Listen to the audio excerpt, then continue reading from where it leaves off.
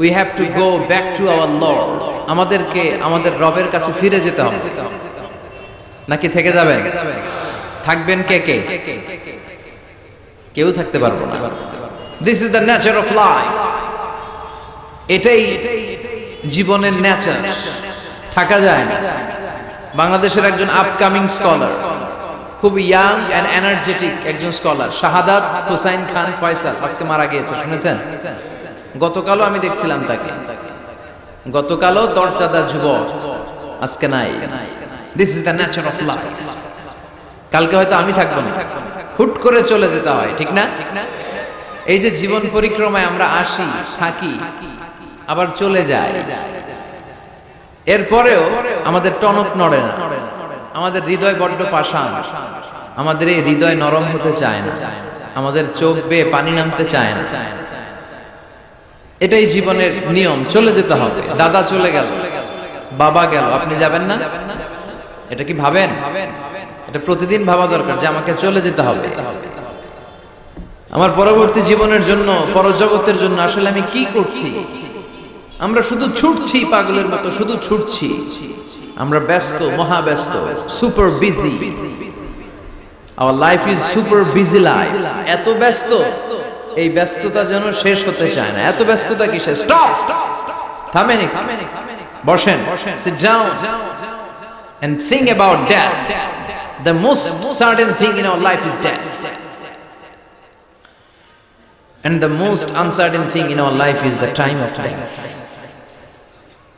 আমাদের জীবনের সবচাইতে সুনিশ্চিত বিষয় হচ্ছে যে আমরা মরে যাব, ঠিক না? সুনিশ্চিত, আমিও যাব, আপনিও যাবেন।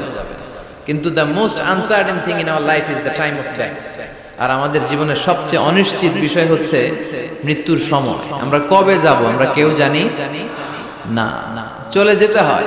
এই ছোট্ট থেকে কৈশোর, শৈশব থেকে কৈশোর, সেখান থেকে যৌবন, তারপরে অবিবাহিত থেকে হয়ে গেলেন বিবাহিত, তারপর স্বামী হয়ে গেলেন, এরপর হয়ে গেলেন বাবা, এরপর হয়ে গেলেন শ্বশুর, তারপর হয়ে গেলেন নানা। আর কতদিন? অনেক দিন তো হলো এই পৃথিবীতে। চলে যেতে হবে, ঠিক কি না? This is the nature of life. এটাই হচ্ছে এই পৃথিবীর জীবনের পদ্ধতি। একটু ভাববেন, স্টপ, একটু থামেন। অনেক ছুটছি আমরা, অনেক কম্পিটিশন, অনেক প্রতিযোগিতা। থামেন, একটু থামেন। অনেক হয়েছে, আন। এবার একটু ভাবেন যে আমাকে চলে যেতে হবে। মাঝে মাঝে কবরস্থানে যাবেন। এই এলাকায় কবরস্থান আছে? কোথায়? আশেপাশে। কবে গেছিলেন? কবে যে গেছি মনেই নাই, ঠিক না? কবরস্থানে যাওয়ার সময়টাও হয় না। একটু যাবেন, যে তাকাবেন যে শুয়ে আছে এখানে, ছোট বাচ্চারা শুয়ে আছে, আমার মতো যুবকরা শুয়ে আছে, বৃদ্ধরা শুয়ে আছে। এখানে যারা ছিল এরাও আমার মতো হুন্ডা হাঁকিয়ে বেড়াতো। এখানে অনেক যুবক শুয়ে আছে যাদের রক্ত আমার চেয়ে বেশি গরম ছিল, যারা বাপের বেটা পালোয়ান ছিল। আজকে সব শেষ, কিচ্ছু নাই, শুধু অন্ধকার আর অন্ধকার। এই অন্ধকার যেন শেষ হতে চায় না। এজন্য একটু থামেন, একটু ভাবেন। Ponder on it, ponder on death, think about the death. মৃত্যু নিয়ে একটু ভাবেন। এই পৃথিবীর এই মরীচিকা, এই লোভ, এই লালসা, এই প্রতিযোগিতামূলক পৃথিবীর মায়াজালে আর কতদিন? একটু ভাবেন যে আমাদেরকে চলে যেতে হবে। এই কথাটাই মূলত আল্লাহ এই সূরাতে আমাদেরকে মেসেজ আকারে দিয়েছেন, ঠিক কি না? সূরার নাম হচ্ছে সূরাতুত তাকাসুর। কি নাম? কথা বলেন। তাকাসুর। তাকাসুর মানে হচ্ছে বেশি বেশি পাওয়ার লোভ। আরো লাগবে। খেতে পারে 5টা, হাতে নিয়ে রাখছে 10টা, কয় আরো দে। আছে না নাই? আমাদের দেশে বিভিন্ন দোয়া অনুষ্ঠান হয় না? দোয়ার পরে জিলাপি দেয়। আপনাদের এদিকে কি দেয়? জিলাপি দেয়। তো ছোট বাচ্চারা দেখবেন কয়েক জায়গায় জিলাপি দেয়, তো এদিকে 5টা নিচে, ওদিকে 5টা, ওর হাতে আর জায়গা হয় না, এরপর আরো নিতে গেছে ওই জায়গায়। আছে না নাই? এটা হচ্ছে মানুষের বৈশিষ্ট্য। মানুষ আরো চায়, যার আছে বেশি চায় বেশি, যার যত আছে তার তত চাহিদা। যার সাইকেল আছে সে হুন্ডা চায়, ঠিক কিনা? যার হুন্ডা আছে সে প্রাইভেট কার চায়, চায় না? যার প্রাইভেট কার আছে সে প্লেন চায়, একটা প্লেন যদি থাকতো আমার খালি উঠতাম আকাশে। যার প্লেন আছে ও হেলিকপ্টার চায়, ঠিক কিনা? এই যে চাওয়া, আরো লাগবে, আরো আরো। যার 2 তলা সে 5 তলা বানাতে চায়, ঠিক কিনা? যার 4টা বাড়ি ও 8টা বাড়ি চায়, তাই না? এলাকার মেম্বার চেয়ারম্যান হতে চায়, চেয়ারম্যান এমপি হতে চায়, এমপি মন্ত্রী হতে চায়, মন্ত্রী কি হতে চায়? প্রধানমন্ত্রী হতে চায়। কিন্তু এদেশে অসম্ভব। কথা বলেন, এই দেশে সবাই প্রধানমন্ত্রী হতে পারবে? ঘুরে ফিরে 2-1 জন, ঠিক কিনা? তো যারাই প্রধানমন্ত্রীর আসনে বসে এই দেশে, আল্লাহ যেন তাদেরকে কোরআনের আলোকে দেশ চালানোর তৌফিক দান করেন। ইদানিং সময় দেখতে পাচ্ছি যে মাননীয় প্রধানমন্ত্রী শেখ হাসিনা অনেক বিষয়ে জিরো টলারেন্সে রয়েছেন। I do appreciate such kind of initiative in Bangladesh. এখন দেখতে পাচ্ছি যে দুর্নীতি দমন কমিশন আগের চেয়ে একটু সচল হয়েছে, ঠিক কিনা? বিভিন্ন মন্ত্রণালয়ের কাজের যে স্পিড এটা একটু বেড়েছে। এটা যেন লোক দেখানো না হয়, এটা যেন সাময়িক সময়ের জন্য না হয়, এটা যেন একটা কন্টিনিউয়াস প্রসেস হয়, তাহলেই বাংলাদেশের উন্নতি হবে। চিল্লায় বলেন ঠিক কিনা? আমরা জনসাধারণ, আমরা খেটে খাওয়া মানুষ, আমরা খুব বেশি কিছু চাই না। আমরা চাই নিরাপত্তা, আমরা চাই দুবেলা দুমুঠো খেয়ে পড়ে থাকার অধিকার, আমরা চাই কথা বলার স্বাধীনতা, আমরা চাই চিন্তার স্বাধীনতা, আমরা চাই আসল অর্থে স্বাধীনতা। চিল্লায় বলেন ঠিক কিনা? এরকম একটা দেশ যেন আমরা করতে পারি, আল্লাহ তৌফিক দাও। তাহলে যার আছে যত বেশি তার চাহিদাও তত বেশি। এজন্য বিষ্ণু বলেছেন উনজুর ইলা মান হুয়া আসফালা মিন, তোমার চেয়ে যে নিচে আছে তার দিকে তাকাও, তোমার চেয়ে যে উপরের দিকে আছে তার দিকে তাকিও না। উপরের দিকে তাকালে তোমার কষ্ট লাগবে, কিন্তু নিচের দিকে তাকালে তোমার শুকরিয়া আদায় করতে মন চাবে, ঠিক কিনা? শেখ সাদি রাহিমাহুল্লাহ নাম শুনছেন না? ওনার একবার আর্থিক ভাবে খুব খারাপ অবস্থা যাচ্ছিল, ওনার পায়ে জুতা ছিল না, কি ছিল না? তো উনি মন খারাপ যে হায়রে আমি এত বড় ইরানি কবি, আমি বালাগাল উলা বিকামালিহি কাশাফাত দুজা বিজামালিহি লিখলাম, ওটা বিশ্বব্যাপী আমার এত নাম দাম, আমার পায়ে জুতা নাই। উনি বেজায় মন খারাপ করে রাস্তায় বেরিয়ে হাঁটছেন খালি পায়ে। হাঁটতে হাঁটতে হঠাৎ একটা লোকের দিকে তাকালেন, দেখলেন ওই লোকের 2টা পাই নাই। কি নাই? পা নাই।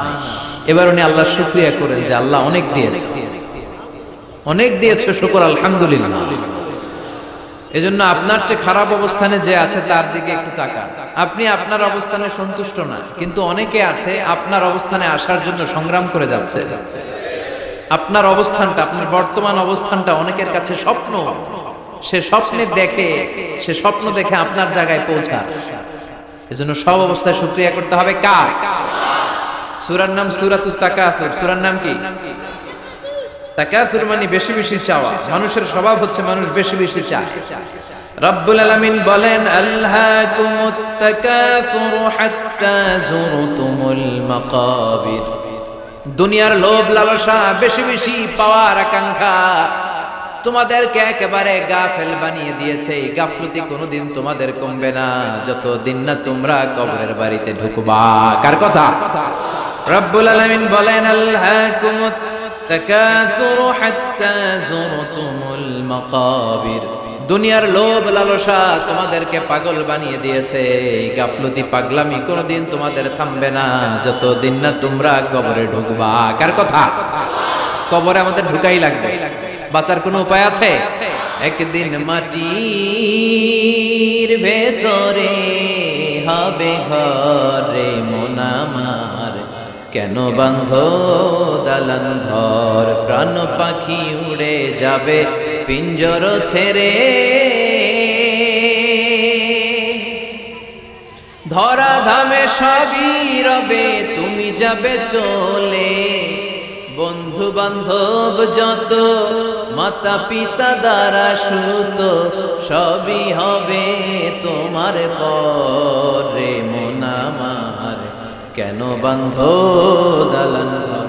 একদিন মাটির ভেতরে হবে ঘরে মন আমার, কেন বাঁধো দালান ঘর, ঠিক কি না?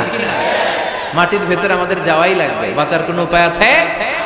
এজন্য রব্বুল আলামিন বলেন দুনিয়াতে বেশি বেশি লাগবে, আরো বেশি চাই। এই প্রাচুর্যতার লোভ, সম্পদের লোভ, ক্ষমতার লোভ তোমাদেরকে একেবারেই গাফেল বানিয়ে দিয়েছে। আখিরাতকে একেবারে বেমালুম তোমরা ভুলে গিয়েছো।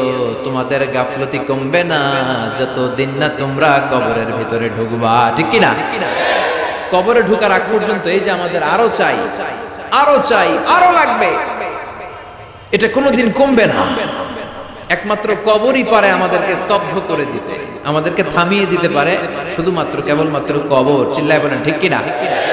ওই কবরে ঢোকার আগ পর্যন্ত খালি হাত পাতে, আরো দাও, আরো দাও। যারা হাত পাতে এদেরকে আরবিতে বলে ফকির। কি বলে? আল্লাহ বলেন তোদের স্বভাব হচ্ছে ফকিরদের স্বভাব। কার কথা? ইয়া আইয়ুহান নাসু আনতুমুল ফুকারাউ ইলাল্লাহ ওয়াল্লাহু হুয়াল গনিয়ুল হামিদ। ও দুনিয়ার মানুষেরা, তোমরা সবাই ফকির, আসল ধনী একজন। চিল্লায় বলেন তিনি কে? তিনি হচ্ছেন আল্লাহ। তিনি কারো কাছে চায় না, আর সবাই তার কাছে চায়, ঠিক কি না? আমাদের স্বভাব আরো চাই, আরো চাই, আরো চাই। এই স্বভাবটা আমাদের পাল্টাতে হবে। আপনি একটু যোগ বিয়োগ দিবেন যে সুখে শান্তিতে, সুখ শান্তি খুব আপেক্ষিক বিষয়। খেয়াল রাখবেন, সুখ শান্তি টাকা দিয়ে কেনা যায় না, এই কথাটা মনে থাকবে। আপনার যদি টাকার পাহাড় হয়, খেয়াল করে বুঝেন, আপনার যদি টাকার পাহাড় হয়, সম্পদের পাহাড় হয়, আপনি গাড়ি কিনতে পারবেন, বাড়ি কিনতে পারবেন, কিন্তু সুখ কিনতে পারবেন না। সুখ কিনতে পাওয়া যায়? আছে ফেনীতে সুখ এন্টারপ্রাইজ আছে, যে জায়গায় সুখ বিক্রি করে। তাহলে আজকে নিয়ে যাব আমি গাড়িতে কইরা কয়েক কেজি। আছে? আছে না, সুখ কিনতে পাওয়া যায়, এটা আপেক্ষিক বিষয়। আবার আপনার যদি অনেক টাকা হয়, পয়সা হয়, আপনি খেয়াল রাখবেন, আপনি খাট কিনতে পারবেন, দামি কম্বল কিনতে পারবেন, বালিশ কিনতে পারবেন, কিন্তু ঘুম কিনতে পারবেন না। ঘুম কিনতে পাওয়া যায়? ফেনীতে কেউ বেছে ঘুম? আপনি যদি ডাক্তারের কাছে যাই বলেন ডাক্তার সাহেব আমারে 5 কেজি ঘুম দেন, ডাক্তার কবে ধুর মিয়া আমারই ঘুমে ধরে না, আমারই মাঝে মাঝে টেনশনের চোটে ঘুম আসে না, আপনারে কি দিব ঘুমের? তো এজন্য ঘুম কিনতে পাওয়া যায়। খেয়াল রাখবেন, সুখ শান্তি এগুলো আল্লাহর দান। অল্পেও সুখ থাকতে পারে, ঠিক কিনা? আপনি বিশ্বনবীর জীবনী পড়ে দেখেন, বিশ্বনবী অল্প খেতেন, অল্প পড়তেন, অল্প জমাতেন, আর অল্পের ভিতরে সুখ দিয়েছে কে? টাকা যার বেশি দুঃখ তার বেশি, টাকা যার বেশি কষ্ট তার বেশি, টাকা যার বেশি টেনশন তার বেশি। আপনি খেয়াল করে দেখেন, যারা বড় বড় ভিআইপিস এন্ড সিআইপিস, অনেকদের সাথে আমাদের পরিচয় আছে, তো ফ্যামিলিগত অনেক বিষয় আমরা কিছুটা জানি। সুখ নাই, শান্তি নাই, খালি কষ্ট আর ব্যারাম। আর কি? ব্যারাম। আরাম আছে ইসলামের ভিতরে। আপনি অল্প খেয়ে অল্প পড়ে শুকর গুজার হবেন, এটার ভিতরে শান্তি আর আরাম ঢুকায় দিয়েছে কে? আপনি খুঁজে দেখবেন যে অনেক কোটি টাকার মালিক, এদেরকে সিআইপি বলে। বড় শিল্পপতিদেরকে কি বলে? CIP, commercially important person. এদের জন্য এয়ারপোর্টে একটা লাউঞ্জ থাকে, এয়ারপোর্টের ভিতরে আলাদা লাউঞ্জ, দেখবেন বড় করে লেখা সিআইপি লাউঞ্জ। আমার পরশুদিন প্রোগ্রাম ছিল ফরিদপুরে, তো ফরিদপুর থেকে আবার আমি রাতে চলে এসেছি, সকাল 8টার ফ্লাইটে এসেছি চট্টগ্রামে। তো ওখানে এখন সোশ্যাল মিডিয়ার কল্যাণে আমাদেরকে অনেকে চিনে, তো ওখানে যত সিকিউরিটি আছে, গোয়েন্দার লোক আছে, সবাই আমাকে ধরছে যে হুজুর আপনি এখানে না বসে আপনি সিআইপিস দের রুমে চলেন। আমি কই ভাই আমি তো সিআইপি না, আমি মাফও চাই দোয়াও চাই। বলেন না আপনি আসেন। তো সিআইপি হচ্ছে কমার্শিয়ালি ইম্পর্টেন্ট পারসন, এদেরকে বলে সিআইপি। তো এরকম অনেক সিআইপি দেরকে আমরা চিনি। ঘরে সুখ নাই, শান্তি নাই, স্বামী স্ত্রীর মধ্যে ভালোবাসা নাই, আছে মলমানি, ধরাধরি, কাটাকাটি, মারামারি। ছেলে মেয়েদের সাথে সুখ নাই, শান্তি নাই, ছেলে কথা শোনে না, ছেলে টানে গাঞ্জা, আছে না নাই? মেয়ে করে পরকিয়া, মা দেখে কিরণমালা। তো এইটা কি কোনো সংসার? এটা জাহান্নামের টুকরা। আচ্ছা এবার আসেন অল্প পয়সার মানুষ, যারা ফ্যাক্টরিতে কাজ করে, রিক্সা চালায়, কুলি মজুর, দেখেন এদের রোগ বালাই নাই, কষ্ট নাই, ঘরে শান্তি, নিজেও নামাজ পড়ে, আবার ফ্যামিলিতে যারা আছে ওরাও নামাজ পড়ে, ছেলেটাও নামাজ পড়ে, মেয়েটাও নামাজ পড়ে, ছেলেটাও সূরা ফাতিহা পড়ে, মেয়েটাও পড়ে, আলহামদুলিল্লাহ বলে। এটারে সুখ বলে।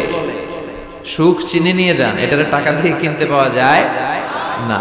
যারা ধনী, এই সিআইপিসদের টেনশন বেশি, এদের রোগ বেশি, এমনকি এরা খেতেও পারে না। ডাক্তার তাদেরকে খুবই রেস্ট্রিক্টেড একটা ডায়েট প্রেসক্রাইব করে। ডাক্তাররা বলে আপনি গোশত খাবেন না, মাছ খাবেন না, আপনি খাসি খাবেন না, চিংড়ি খাবেন না, শুধু খাবেন ঘাস, শুধু খাবেন সবজি, ভেজিটেবল। খুবই রেস্ট্রিক্টেড ডায়েট।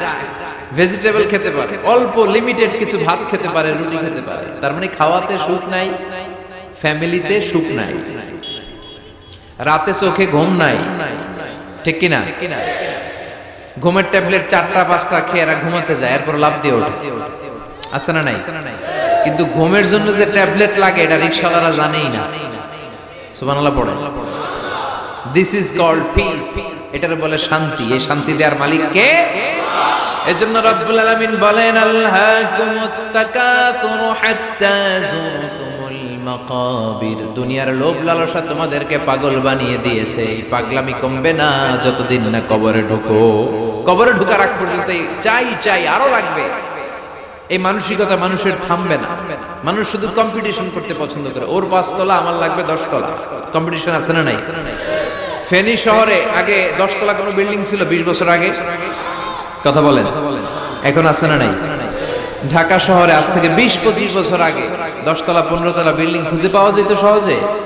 এখন অলিতে গলিতে বিল্ডিং এর জন্য হাঁটাই যায় না। চিল্লায় বলেন ঠিক কিনা? বিশ্বনবী বললেন ওয়ান্তাল হুফাতাল উরাতাল আলাতা রিয়া আশ-শাইয়াতাতাওয়ালুনা ফিল বুনিয়ান। কিয়ামতের আগে দেখতে পাবা কিছু লোক যাদের পেটে খাবার ছিল না, গায়ে দেওয়ার মতো জামা ছিল না, সমাজে তাদের কোনো ধরনের নাম আর ডাক ছিল না, তারা হু হু করে বড়লোক হয়ে যাবে। They will start to construct high rises, buildings in the cities. শহরে বড় বড় বিল্ডিং, টাওয়ার বানানোর প্রতিযোগিতা শুরু করবে। চিল্লায় বলেন ঠিক কিনা? এই টাওয়ার বানানোর প্রতিযোগিতা আছে না নাই? টাওয়ারের পর tower, Burj Al Khalifa, Petronas twin tower, Zamzam tower, Kingdom tower, Shanghai tower, গোটা বিশ্বব্যাপী লম্বা লম্বা টাওয়ার গুলো আছে না নাই? তার মানে মানুষের এই প্রতিযোগিতামূলক চিন্তাধারা, মেন্টালিটি কখনো কমবে না যতক্ষণ না সে কবরে ঢুকে। চিল্লায় বলেন ঠিক কিনা? আপনি গোটা বিশ্বব্যাপী যদি খেয়াল করেন, যারা বড় বড় ধনকুবের আছে, বর্তমান পৃথিবীতে সবচেয়ে বড় ধনী লোকটার নাম কি চিনেন আপনারা? ওনাকে কি নাম? কত টাকার যে মালিক সে নিজেও জানে। তার পকেট থেকে যদি 1 বান্ডিল টাকা পড়ে যায়, এই টাকাটা উঠাতে তার যত সময় লাগবে, এটা না উঠায় যদি সে হাঁটে, তার মেধার আইডিয়া গুলোকে কাজে লাগালে এর চেয়ে বেশি টাকা আরো জেনারেট হয়ে যায়। কি পরিমাণে টাকার মালিক সে! বারেন ওয়াফেদ বারেন, কি নাম ওর? আল্লাহু আকবার। কত টাকার মালিক সে নিজেও জানে। প্রিন্স ওয়ালিদ বিন তালালের নাম শুনেছেন? সৌদি ধনকুবের।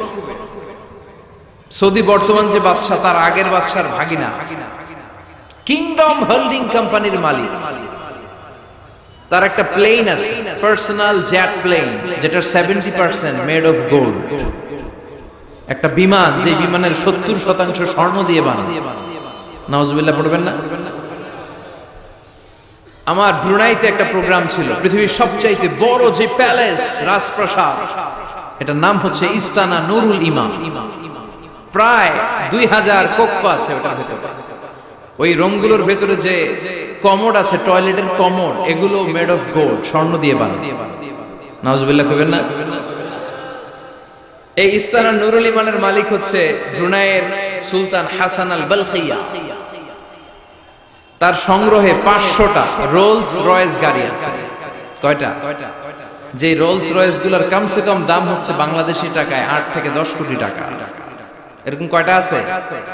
আচ্ছা, আপনারা উত্তর করেন যে একজন মানুষের আনন্দ ফুর্তি করতে, ঘুরতে, চিলিং করতে, আউটিং এ যেতে, লং ড্রাইভে যেতে সবাই মিলে ফ্যামিলির কয় টাকারই লাগে? 5টা। 10টা, হ্যাঁ, তার সংগ্রহে রোলস রয়েস গাড়ি আছে 500টা, পোরশে, ফারারে, লাম্বরগিনি, ওডি, রেঞ্জ রোভার, এই জাতীয় বিশ্ববিখ্যাত যে ব্র্যান্ড, এই পরিমাণ কি পরিমাণ যে তার সংগ্রহে আছে, কালেকশনে আছে, তার কোনো শেষ নাই। তার মানে মানুষের মেন্টালিটি হচ্ছে যার আছে যত বেশি তার চাই তত বেশি। চিল্লায় বলেন ঠিক কিনা? এজন্য রাব্বুল আলামিন বলেন আলহাকুমুত তাকাসুর হাত্তা যুরতুমুল মাকাবির, তোমাদের দুনিয়ার লোভ লালসা কোনোদিন কমবে না যতক্ষণ না তোমরা কবরের বাড়িতে ঢুকবা। ঠিক কিনা? এই কবরে ঢোকার আগ পর্যন্ত মানুষের সম্পদ আর অর্থের প্রতি লোভ লালসা আকাঙ্ক্ষা কখনো কমবে না। খেয়াল রাখবেন, সম্পদ উপার্জনে ইসলাম বাধা দেয় না। আপনি যদি হালাল পন্থায় উপার্জন করতে চান, এটারে হালাল রেখেছে কে? সম্পদ আপনি উপার্জন করবেন, খরচ করবেন, আপনার উপর যাকাত ফরজ হলে যাকাত দিয়ে দিবেন, কিন্তু সম্পদকে হৃদয়ে স্থান দেয়া যাবে? হৃদয়ে থাকবে কার ভয়? চিল্লায় বলেন কার? যাদের হৃদয়ে আছে আল্লাহর ভয়, তারা কবু পথ ভুলে যায় না।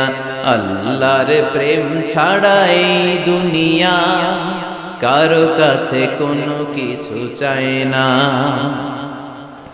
রাতের আধারে যারা সেজদাতে রয়, দু চোখের শ্রুতে নদী যেন বয়, ছলনার হাতছানি যতই আসুক পেছনে ফিরেও সে তাকায় না। যাদের হৃদয়ে আছে আল্লাহর ভয়, তারা কবু পথ ভুলে যায় না। আল্লাহর প্রেম ছাড়া এই দুনিয়া কারো কাছে কোনো কিছু চাই না, কারো কাছে কোনো কিছু চাই না। ঠিক কিনা? মুমিনের অন্তরে তো মুমিন অর্থ সম্পদকে স্থান দিতে পারে না। মুমিনের অন্তরে মুমিন স্থান দিবে কাকে? চিৎকার করে বলতে হবে কাকে? তার মানে ইসলাম বলে তুমি সম্পদ উপার্জন করো, সম্পদকে তুমি আহরণ করো, কিন্তু সম্পদকে তুমি তোমার হৃদয়ে স্থান দিও না। হৃদয়ে স্থান দিবা কাকে? আবার সম্পদ পেয়ে যখন আপনি ধনী হয়ে যাবেন, যাকাত দেয়াটারেও ফরজ করেছে কে? দে যাকাত, দে যাকাত, তোরা দে রে যাকাত, তোর দিল খুলবে পরে, আগে খুলো খাত। দে যাকাত, দে যাকাত, তোরা দে রে যাকাত। পড়েন আমিন। আপনার দিল পরে খুলবে, আগে খুলতে হবে কি? হাত। হাত যাদের খোলা তাদেরকে পছন্দ করে কে? আবার বিষ্ণু বললেন 7 শ্রেণীর ব্যক্তি আছে, যে 7 শ্রেণীর ব্যক্তিকে রব্বুল আলামিন কিয়ামতের ময়দানে আরশের নিচে ছায়া দিবে। ওই 7 শ্রেণীর মধ্যে 1 শ্রেণীর ব্যক্তি এমন ব্যক্তি, ওই ব্যক্তি ডান হাত দিয়ে যেটা দান করে তার বাম হাত ওই দানের ঘটনা টের পায় না। ডান হাতে দেয় কিন্তু বাম হাত টের পায়, তার মানে গোপন দান। কি দান? গোপন দান আল্লাহর কাছে খুব প্রিয়। গোপন দানের মধ্য দিয়ে আল্লাহর ক্রোধ রাগ কমে যায়। এজন্য গোপনে দান করবেন। আপনি মাহফিলে লোক দেখি 1 লক্ষ টাকা দিলেন, 10 লক্ষ, এটার মধ্যে যদি রিয়া থাকে, শো অফ, লোক দেখানো মানসিকতা থাকে, এটা হয়ে যাবে হাবা আম মানসুরা। মিজানের পাল্লা এটার কোনো ওজন হবে না। আর আপনি রাত্রিবেলা লুকিয়ে লুকিয়ে মসজিদের পাশ দিয়ে যাচ্ছিলেন, দেখলেন যে দান বক্স, পকেট থেকে 2 টাকার নোট বের করে দিয়েছেন, এটার মিজানের পাল্লায় উহুদ পাহাড়ের সমান ভারী করবে কে? এজন্য আল্লাহ বলেন, গোলাম তোর গোপন দান আমার কাছে প্রিয়। বান্দা যখন গোপন দান করে, ওই গোপন দানকে আল্লাহ বাড়াতে থাকে, যদিও এটা পরিমাণে কম। আল্লাহু আকবার। গাভীর মালিক যখন নতুন বাছুর পায়, গাভী যখন বাছুর দেয়, উটের মালিক যখন নতুন উটের বাচ্চা জন্ম দেয়, উটের মালিক বড্ড খুশি হয়ে যায়। উটের মালিক উটের ছোট বাচ্চাটাকে খাইয়ে দাইয়ে পেলে পুষে বড় করে। আল্লাহ বলে, আমার সন্তুষ্টির জন্য যে এই ছোট্ট দানটুকু সেই দিন তুই করেছিস, তোর দানটাকে পেলে পুষে বড় করে আমি উহুদ পাহাড়ের সমান বানিয়ে তোর মিজানের পাল্লায় উঠাইয়ে দেব রে গোলাম। এজন্য লুকিয়ে দান করাটা শ্রেয়। আপনারা যারা দান করতে চান, আপনারা শো অফ না করে লুকিয়ে দান করবেন। রাজি আছেন তো?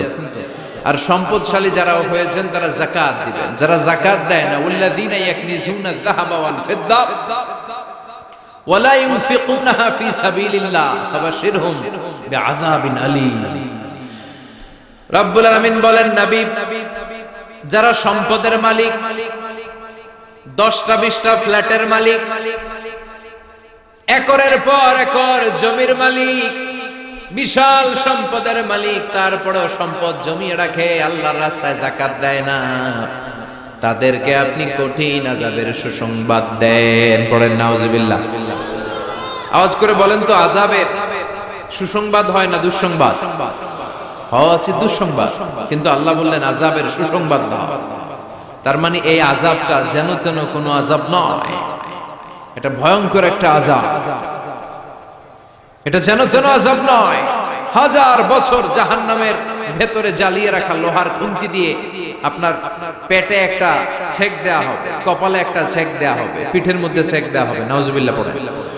এজন্য আল্লাহ বললেন কঠিন মর্মন্তুদ আযাব আর শাস্তি, পানিশমেন্টের সুসংবাদ দাও। ছেলে গণিত পরীক্ষায় ফেল করেছে, মা বলে তুই ফেল করছস, তোর আব্বা এসে এমন মাইট দিবে, মাইট দিলে মজা টের পাবি। আচ্ছা আওয়াজ করে বলেন, মাইট দিলে কি মজা পাওয়া যায় না ব্যথা পাওয়া যায়? কিন্তু মা বললেন যে মজা টের পাবি, তার মানে মাইটটা যে কড়া মাইট হবে, শাস্তিটা হবে বড় ডেঞ্জারাস শাস্তি। এই শাস্তির তীব্রতা, মাইরের তীব্রতা বোঝানোর জন্য মা মজার কথা বলেছেন। চিল্লায় বলেন ঠিক কিনা? এজন্য সম্পদশালী যারা হয়েছেন আল্লাহর শুকরিয়া করেন, আর বছর আনতে যাকাত দিয়ে দেন। সম্পদের মধ্যে বরকত দিবে কে? সাইয়েদনা মুসা আলাইহিস সালামের নাম শুনেছেন? ওনার এক চাচাতো ভাই ছিল কারুন, বিশাল সম্পদের মালিক। কত যে সম্পদ, তার সব সম্পদগুলো সে সিন্ধুকের ভিতরে আটকে রাখত। আর ওই সিন্ধুকের তালার যে চাবিগুলো, ওই চাবিগুলা কাঁধে তুলতে 10 জন মানুষ লাগতো। তাহলে সম্পদ কি কম না বেশি? সাইয়েদনা মুসা আলাইহিস সালাম বললেন, আল্লাহ তোমাকে সম্পদের মালিক বানিয়েছে, তুমি এই সম্পদের যাকাত দাও। কি দাও? সে বলে না, আল্লাহ তো আমার সম্পদের মালিক বানায় নাই, ইন্নামা উতীতুহু আলা ইলমিন ইনদি, আমি আমার মেধা খাটিয়ে এই সম্পদের মালিক হয়েছি।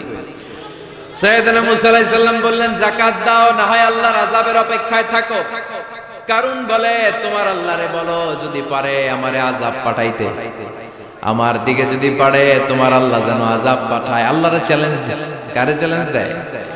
আল্লাহ তো ছাড় দেয় কিন্তু ছেড়ে দেয় না, এটা জানেই না। আল্লাহ কি দেয় কি দেয় না, এই কথাটা মনে রাখতে পারবেন? আল্লাহ কি দেয় কি দেয় না?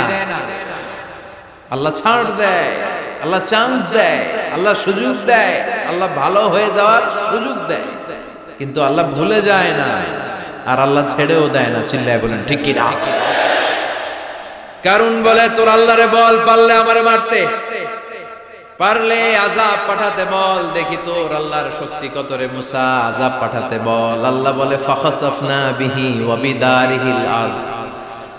এই কথা বলার সাথে সাথে কারণের বিশাল সিন্ধুকের বাক্স, স্বর্ণের বাক্স, রূপার বাক্স, সম্পদের বিশাল বিশাল সিন্ধুকগুলো সহ কারণকে আমি জমিনের মধ্যে দাবিয়ে দিলাম। নাউজুবিল্লাহ পড়ুন। জমিনে এটা একটা আশ্চর্যজনক শাস্তি। এই শাস্তি আবার অন্যদেরকে আল্লাহ দেয় না। আল্লাহ কাউকে আযাব দিয়েছেন, প্রচন্ড বাতাস, বাতাস দিয়ে আল্লাহ উড়িয়ে দিয়েছেন। কাউকে দিয়েছেন পাথর বৃষ্টি, কাউকে দিয়েছেন আগুন বৃষ্টি, কাউকে দিয়েছেন ভূমিকম্প, কাউকে আল্লাহ আকৃতির বিকৃতি ঘটিয়েছেন। দাউদ আলাইহিস সালামের কিছু কওম, তারা সাগরের মাছ ধরে রাখতো। এই মাছগুলো সাইয়েদনা দাউদ আলাইহিস সালামের কণ্ঠের তেলাওয়াত শুনতে আসতো। আল্লাহ বললেন, শনিবারে মাছ ধরা যাবে না। কি বারে ধরা যাবে না? কারণ প্রত্যেক সপ্তাহের শনিবারে আকাবা উপসাগরের তীরে বসে সাইয়েদনা দাউদ আলাইহিস সালাম তার সুরের ঝংকার তুলে জাবুর কিতাব তেলাওয়াত করতেন। আমাদের কোরআনে সূরা আছে 114টা, আর ওনার জাবুর কিতাবে ছড়া ছিল 150টা। আমরা পড়ি সূরা, ওনারা পড়তেন ছড়া। সুবহানাল্লাহ কইবেন না? তো ওনার গলায়ও সুর, আবার এটা ছড়া, গাইলে কত সুন্দর লাগে।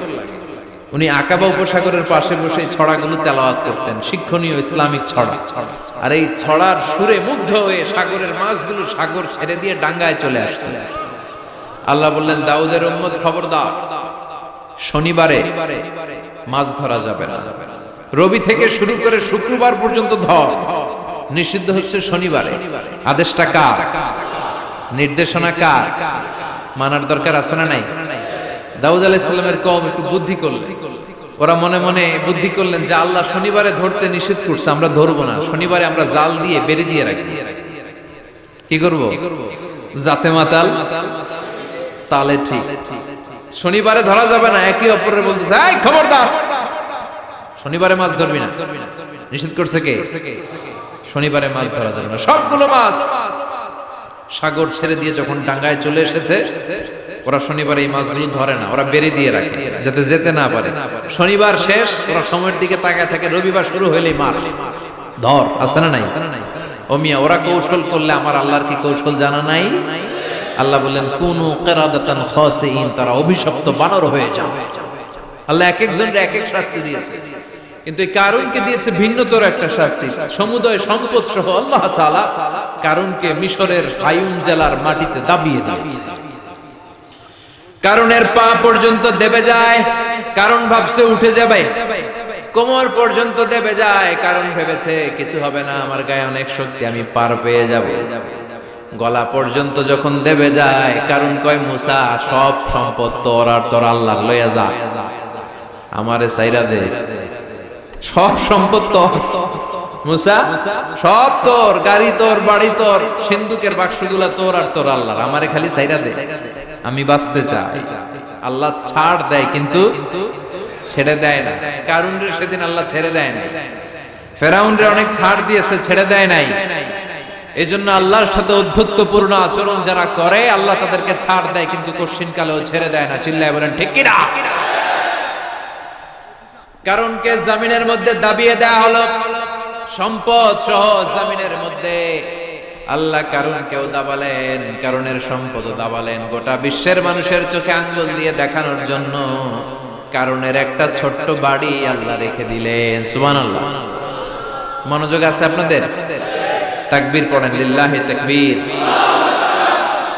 এই যাকাত যদি না দেন, আপনার এই আদরের সম্পদগুলো, ব্যাংক ব্যালেন্স, আপনার প্রাইস বন্ড,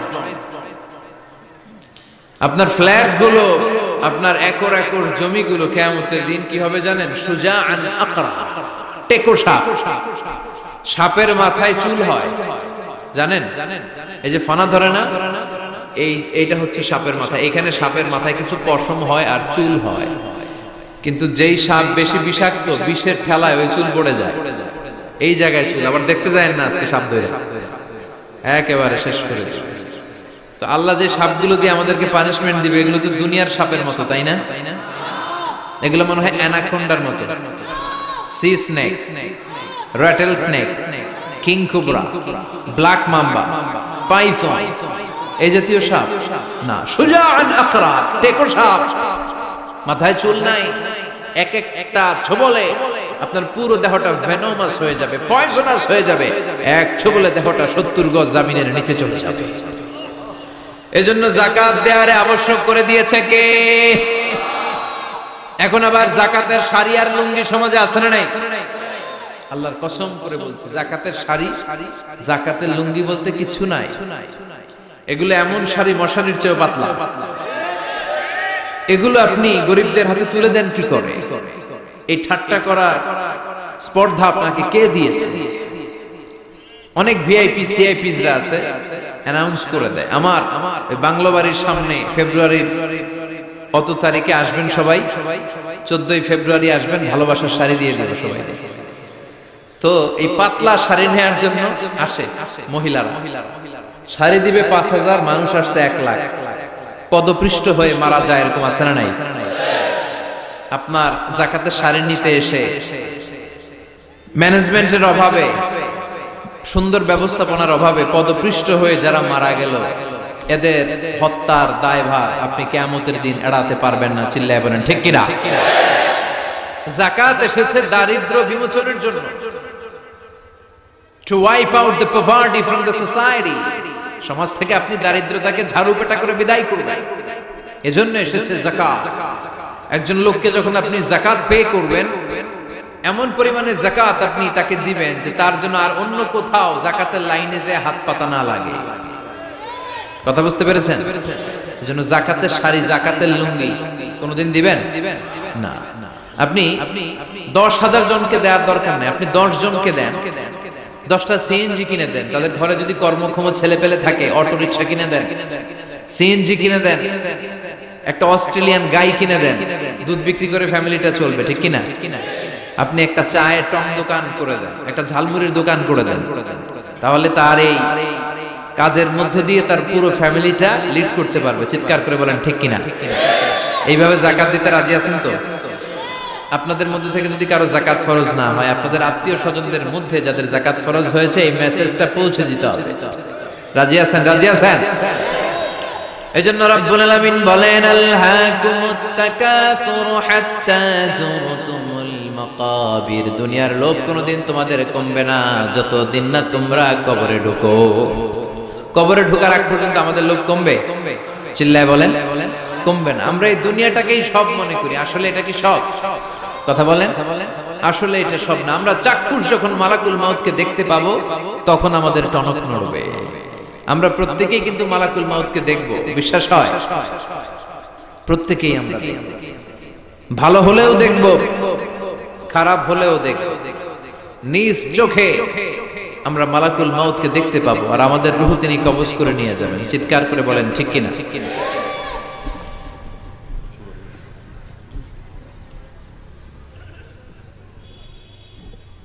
যারা মুমিন বান্দা, যারা ঈমানদার, তারা মালাকুল মাউতকে দেখবে খুব সুশ্রী, সুন্দর, সাদা ধবধবে জুব্বা পরা একটা যুবকের বেশে।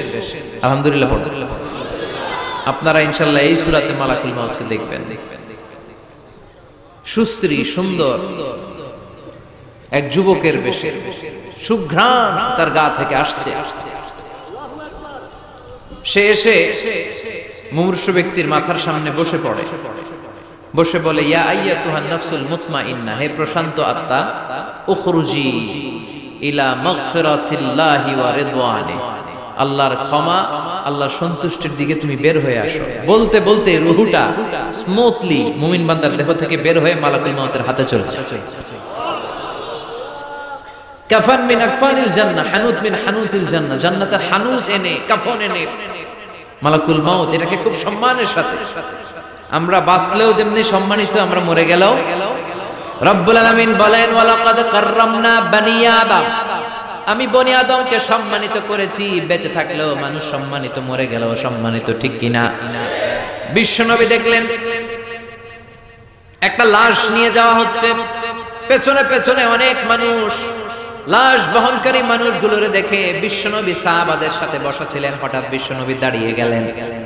সাহাবারা বললেন, নবী ইন্নাহু ইয়াহুদি, এইটা তো ইহুদির লাশ, আপনি দাঁড়ালেন কেন? আপনি বসেন। বিশ্বনবী বললেন, আওয়ালাইসাত নাফসান, হোক না ইহুদির লাশ, এটা কি মানুষ না? সুবহানাল্লাহ পড়েন। কি নবী ছিলেন! মানবতা, হিউম্যানিটি কাকে বলে তিনি গোটা বিশ্বের মানুষের চোখে আঙ্গুল দিয়ে শিখিয়ে গিয়েছেন। বিশ্বনবী বললেন, এটা মানুষ, মানুষকে আমি অনেক সম্মান দান করেছি। I have dignified the status of the sons of Adam, আমি আদম আলাইহিস সালামের সব সন্তানকে সম্মানিত করেছি। চিল্লায় পড়েন সুবহানাল্লাহ।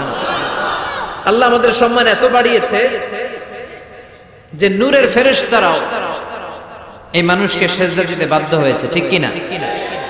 তুমি মাটির আদমকে প্রথম সৃষ্টি করিয়া ঘোষণা করিয়া দিলে শ্রেষ্ঠ বলিয়া, তাই তো নূরের ফেরেশতা করে আদমকে সেজদা, ঠিক কিনা? তাই তো নূরের ফেরেশতা করে আদমকে সেজদা, সবার চেয়ে সম্মান দিলে মাটির আদমকে। আল্লাহু আল্লাহু তুমি জাল্লে জালালুহু, শেষ করা তো যায় না গে তোমার গুণগান।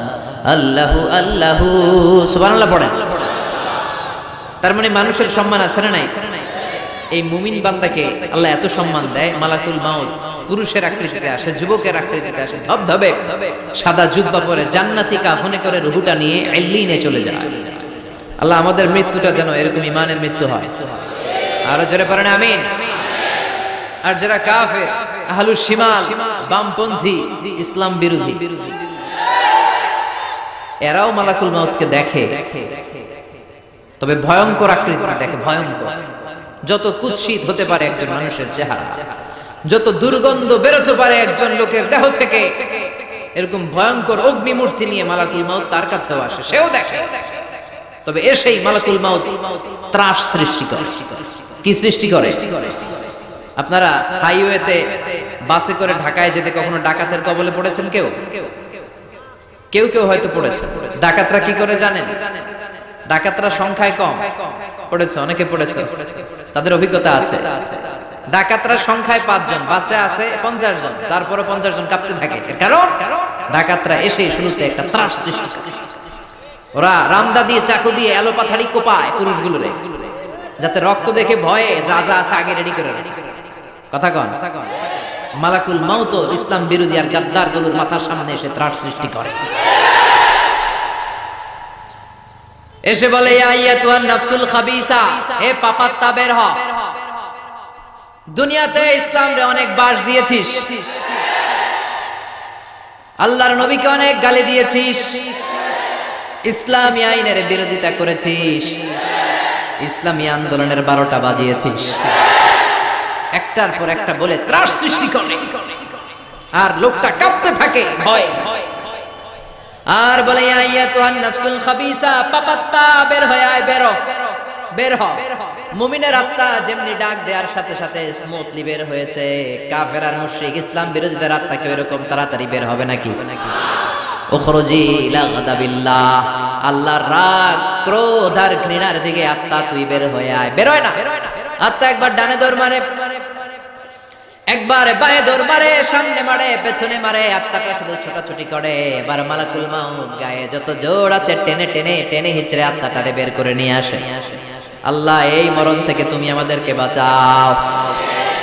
একটা জীবিত ছাগলকে জবাই না করে তার চামড়া দেহের এক জায়গা থেকে উল্টো দিকে টেনে হিচড়ে বের করলে সে যতটা ব্যথা পায়, এর চেয়ে বেশি ব্যথা কষ্ট দিয়ে ইসলাম বিরোধীদের রুহু কবজ করা হয়।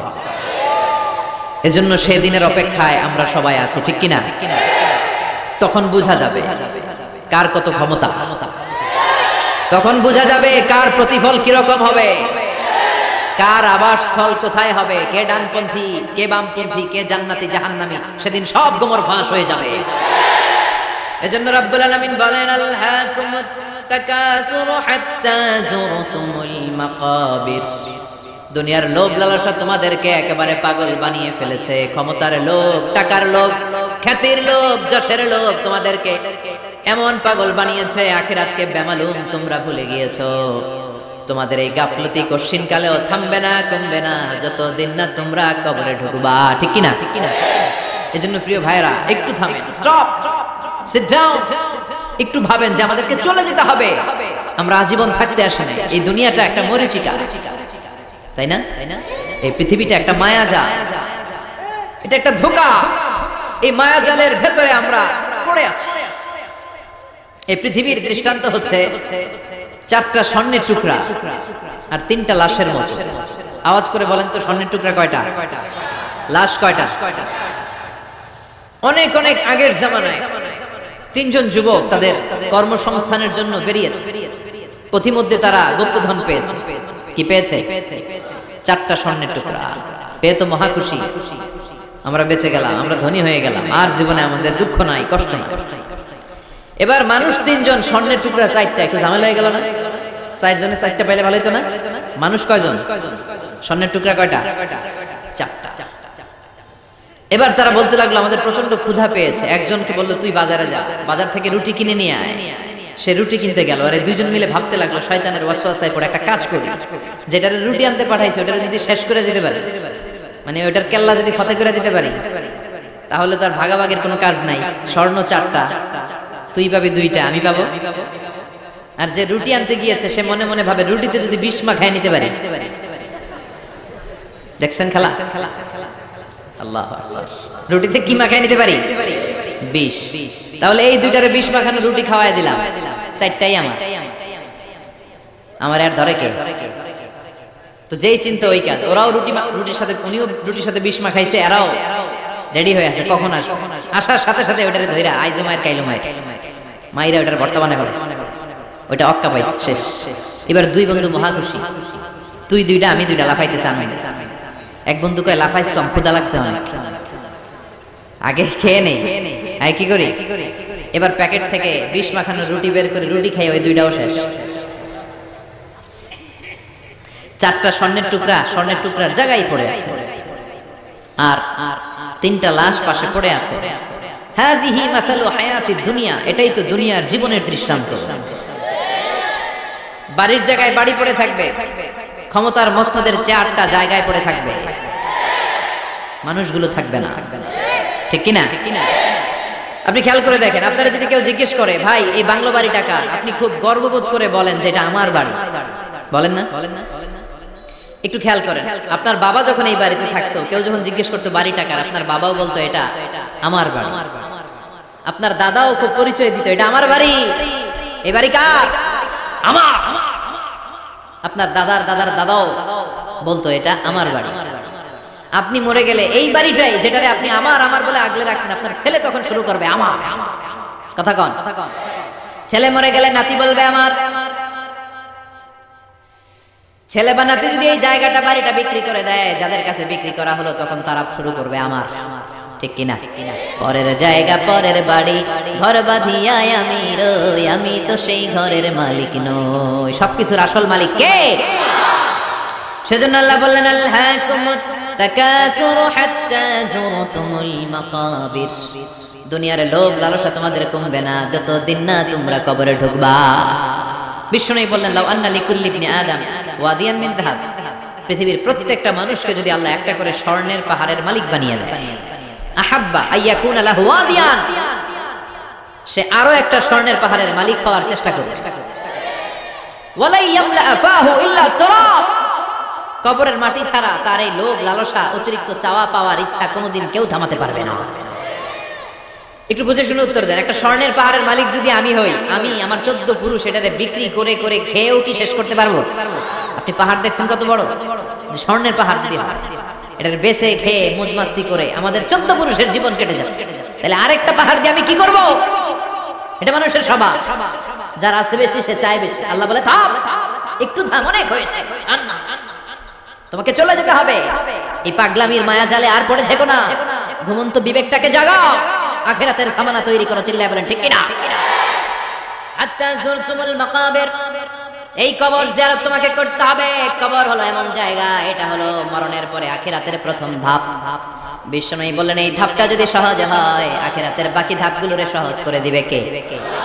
আর এই কবরের প্রশ্নের উত্তর যদি উল্টা পাল্টা হয়ে যায়, প্রথম ধাপের প্রশ্নের উত্তর যদি গোলমাল পেকে যায়, পরের ধাপগুলোতে মায়ের আছে না নাই? বিষ্ণু বললেন মুমিনদের জন্য এই কবরে প্রশ্ন থাকবে কয়টা?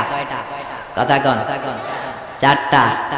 যারা ইসলাম বিরোধী, যারা কাফের, যারা মুশরিক, যারা বামপন্থী, তাদের থাকবে 3টা। মুমিনদের জন্য 4টা। মুমিনদের প্রথম প্রশ্ন হু ইজ ইউর লর্ড, মার রব্বুক, তোর রবের নাম কি? চিল্লায় বলেন আমাদের রব কে? আল্লাহ আমারে রব,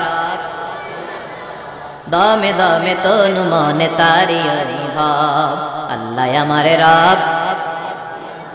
তোমার দুনিয়াতে আমি যেদিকে তাকাই, অথই নিয়ামতে ডুবে আছি সবাই, পাক পাখালির গানে শুনি তাসবিহ কল রব, তাসবিহ কল রব। পড়েন আল্লাহ আমারে রব। প্রথম প্রশ্ন করা হবে মার রব্বুক, তোর রবের নাম কি? চিল্লায় বলেন আমাদের রব কে? দ্বিতীয় প্রশ্ন আমাদের উত্তর ধর্মের নাম কি? আমাদের ধর্মের নাম কি? বিশ্বনবীর চেহারা দেখিয়ে বলা হবে তারিফু মান হাদার রাজুল, এই লোকটারে চিনো কিনা? আমরা বলবো চিনি। উনি আমাদের পেয়ারা নবী, ঠিক কিনা? চাঁদের চেয়ে সুন্দর তুমি নবী আমার কামলিওয়ালা, দু জাহানের বাদশাহ তুমি প্যারা নবী সাল্লাল্লাহু আলাইহি, দু জাহানের বাদশাহ তুমি প্যারা নবী সাল্লাল্লাহু আলাইহি, চাঁদের চেয়ে সুন্দর তুমি নবী আমার কামলিওয়ালা। সুবহানাল্লাহ পড়ো। আমরা বিশ্বনবীর চেহারা দেখা মাত্রই চিনে যাব, ঠিক কিনা? আমরা বলবো এই লোককে চিনি, মানি উনি ছিল আমাদের জান, আমাদের প্রাণ, আমাদের কলিজা। এই নবীর জন্য আমরা সব করতে রাজি। এই নবীর সম্মান আর ইজ্জত বাঁচাতে আমরা দেহের তাজা রক্ত ঢালতে রাজি। এই নবী আমাদের সব। এই নবীর সুপারিশ ছাড়া আমি জান্নাতে যেতে পারবো না। এই নবীর আমরা চিনি, মানি উনি তো আমাদের পেয়ারা। এই তিনটা প্রশ্নের উত্তর যখন পেরে যাবেন আপনারা ইনশাআল্লাহ, চতুর্থ একটা প্রশ্ন, ওয়ামা ইলমু, হোয়াটস ইউর নলেজ, তুমি কিভাবে শিখলা? তুমি কি নকল করে শিখেছো না জেনে বুঝে? আপনাকে বলতে হবে কোরআন থেকে জেনে, হাদিস থেকে মেনে মেনে আমি শিখেছি। চারটা প্রশ্নের উত্তর যখন আপনি করে ফেলবেন, ফেরেশতারা বলবে আহলান সাহলান মারহাবান বিক, ও শামদেদ, সুস্বাগতম, তুমি তো কপালওয়ালা। আলহামদুলিল্লাহ পড়েন। ইফতাহু লাহু বাবুন ইলাল জান্নাহ, তার কবর থেকে জান্নাতের দিকে একটা দরজা খুলে দেয়া হবে। ওয়া ইফসাহু লাহু কবরুহু 70 দিরান, তার কবরটারে 70 হাত লম্বা বানিয়ে দেয়া হবে। ওয়া ইউলবাসু মিন লিবাসি আহলিল জান্নাহ, জান্নাতের দুইটা পোশাক তার গায়ের মধ্যে পরিয়ে দেয়া হবে। এরপরে ফেরেশতারা বলবেন নাম কানাউমিল আরুস, ঘুমাও। বাসর রাতে বর যেমনি কনেকে নিয়ে প্রশান্তির ঘুম দেয়, আনন্দের ঘুম দাও, ঘুমাও, আপনি আরামসে ঘুমাবেন। আলহামদুলিল্লাহ পড়েন। এই ঘুম আপনার ভাঙবে না যতক্ষণ না ইসরাফিলের সিঙ্গার ফুৎকার না আসে। আপনার এই ঘুম আর ভাঙবে। আর যারা ইসলামের বিপক্ষের শক্তি, কাফের মুশরিক, তাদেরকেও বসানো হবে মালাকান আসমাদান আজরাকান, নীলাবচ কৃষ্ণ বর্ণের দুইজন ফেরেশতা আসবে। এদের চোখ থাকবে নীল, গায়ের রং কালো, দেখতে কেমন লাগবে রে ভাই? আল্লাহু আকবার। এসে বলবে বস, আনসার দে, মার রব্বুক, তোর রব কে? ও আল্লাহ জানবে না। ও বলবে লা আদ্রি, আমি কিছু জানি না, আমি ভালো মানুষ, আমারে মাফ করে দেন, আমারে ছাইরা দেন, আমি জানি না রব কে। কয় দাঁড়া, আর দুইটা বাকি প্রশ্ন, এরপরে দেখাইতাছি ফাইনাল খেলা। দ্বিতীয় প্রশ্ন, মা দিন, তোর ধর্মের নাম কি? কয় জানি না, মাফ করে দেন। লা আদ্রি, আমি ধর্ম টর্ম জানি না, আমি তো চিয়ার্স করতাম, চিয়ার্স, আমি ড্রিঙ্কস খাইতাম, আমি ধর্ষণে সেঞ্চুরি করতাম, আমি শাহবাগের মঞ্চে উঠে ইসলামের বিরুদ্ধে ভাষণ দিতাম।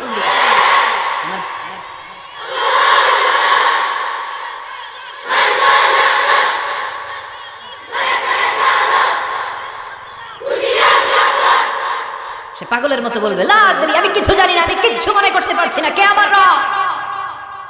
আমার কিছু মনে নাই, আমার জীবনটা আমি ডেডিকেট করেছি ইসলামের বিপক্ষে, আমার জীবনটা আমি শেষ করেছি কোরআনের বিপক্ষে। দুইটা প্রশ্ন শেষ, বাকি কয়টা? এবার বিশ্বনবীর চমৎকার নূরানি চেহারাটা দেখিয়ে বলা হবে আতারিফু মান হাদার রাজুল, এই লোকটারে চিনো নাকি? সে বলবে আমি এই লোকটারে চিনি না, আমার দলের লোকেরা যা করতো, নাস্তিকরা যা করতো, আমিও তাই করতাম, সবাই লোকটারে গালি দিত, আমি ওই লোকটারে গালি দিতাম, আমি এই নবীর বিরুদ্ধে ব্লগের মধ্যে উল্টা পাল্টা লিখতাম। আছে না নাই? ফেরেশতারা বলবে লা দারাইতা ওয়ালা তারাইতা, তুই তো পোড়া কপাল, তুই একটা প্রশ্নের উত্তর করতে পারলি না। ফায়ুতরাকু বিমা তারাকা মিন হাদিদ, লোহার হ্যামার দিয়ে এবার পিটিয়ে পিটিয়ে ওর গায়ের গোশতগুলো থেতলে ফেলা হবে। ওয়া ইউকালু লিল আরদি, জমিনকে বলা হবে ইলতাইমি, ও কবরের জমিন, কবরের মাটি, দুই দিক থেকে তুই চাপা দে। কি দে? দুই দিক থেকে চাপা মার, এক একটা চাপার চোটে পাথরের হাড়গুলো ভেঙে টুকরো টুকরো হয়ে যাবে। আল্লাহ এই পরিস্থিতি থেকে, ওই কঠিন বিপদের দিন তুমি আমাদের বাঁচিয়ে দিও, আমরা যেন সবগুলো প্রশ্নের যথাযথ উত্তর করতে পারি, তুমি তৌফিক দাও। এজন্য আল্লাহ বললেন আলহাকুমুত তাকাসুরু হাত্তা যুরতুমুল মাকাবির, তোমাদের লোভ লালসা কোনোদিন কমবে না যতদিন না তোমরা কবরের ভেতরে ঢুকো। এই কবরে আমাদেরকে যেতে হবে, ঠিক কি না? এটা থেকে পালাবার কোনো সুযোগ আছে? কোনোভাবে বেঁচে থাকা যাবে? এজন্য মাঝে মাঝে কবরে যাবেন। কই যাবেন? বিশ্বনবী বলেছেন নাহাইতুকুম আন জিয়ারাতিল কুবুর, একটা সময় তোমাদেরকে কবর জিয়ারত করতে নিষেধ করেছিলাম, আল আনা ফাজুরুহা ফা ইন্নাহা তুযাক্কিরুল আখিরা, তবে এখন সমস্যা নাই, এখন কবর জিয়ারত করো, কারণ কবর জিয়ারত করলে আখিরাতের কথা স্মরণ করায় দেয় কে? মাঝে মাঝে কবরস্থানে যাবেন আর ভাববেন যে এখানে আমাকে আসতে হবে, চলে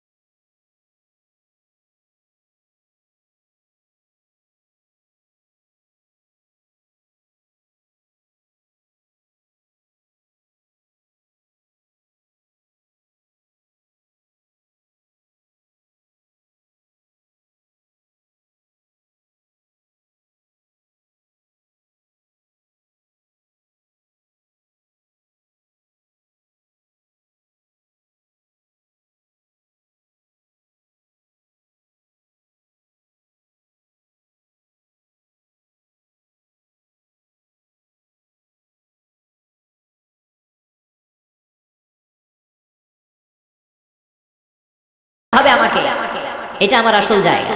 তবে মহিলারা যাবেন না, কারণ মহিলারা লাশ, কবর আর রক্ত দেখলে সহ্য করতে পারে না, তারা বিলাপ শুরু করে দেয়। আছে না নাই? ও মা গো, মইরা গেল গো, কই গেল রে, আছে না নাই? চুল টানে, লাফালাফি, বিলাপ করে। হৃদয় নরম তো, এদের হৃদয় আবার খুব নরম। তো এই জন্য নারীরা কবরে যাবে না, তারা কবরের বাইরে থেকে আপনার আব্বার জন্য দোয়া করে ফেলবে। পুরুষরা যাবে, প্রায় কবরে যাবে। কবরের চারদিকে ডিজাইন করে বড় দেয়াল, গম্বুজ, এগুলো করা যাবে। আর কবরে পড়ে থাকা ব্যক্তির কাছে কিছু চাওয়া যাবে? চাইতে হবে কার কাছে? ইদা সাআলতা ফাসআলিল্লাহ ওয়া ইদা ইসতাআনতা ফাসতাইন বিল্লাহ। যদি চাইতে হয় কার কাছে চাও? সাহায্যের দরকার, কে সাহায্য পাঠাতে পারে? এজন্য বিপদে আপদে সব সময় কার কাছে চাবো? বিশ্বনবীর কবরের সামনে দাঁড়িয়েও কিছু চাওয়া যাবে? যাবে না, কারণ বিশ্বনবীও চাইতেন কার কাছে? বিশ্বনবী নিজেই চাইতেন আল্লাহর কাছে। এজন্য আমাদেরও চাইতে হবে কার কাছে? আল মাইয়িতু ফিল কবর কাল গরিকু ফিল বাহর। সাঁতার না জানা ব্যক্তি সাগরে পড়ে গেলে যেমন অসহায়, মরে গেলে মানুষটা তার চেয়েও বেশি অসহায়। ঠিক কি না? অসহায় কবরের মানুষ আপনারে কি দিবে? দিবেন তো আপনি। আপনি যেই তার জন্য দোয়া করবেন, ফাতিহা পাঠ করবেন, ইখলাস পাঠ করবেন, তার জন্য মাগফিরাত কামনা করবেন। আপনি দোয়া করলে তার জীবনের গুনাহ ক্ষমা করে দিবে কে? কিন্তু সে কি আপনার বিপদ থেকে মুক্ত করতে পারে? তাহলে এই সূরাতুত তাকাসুর থেকে আমাদের জীবনের জন্য শিক্ষা হচ্ছে, we have to go back to our Lord. আমাদেরকে আমাদের রবের কাছে হাজিরা দিতে হবে।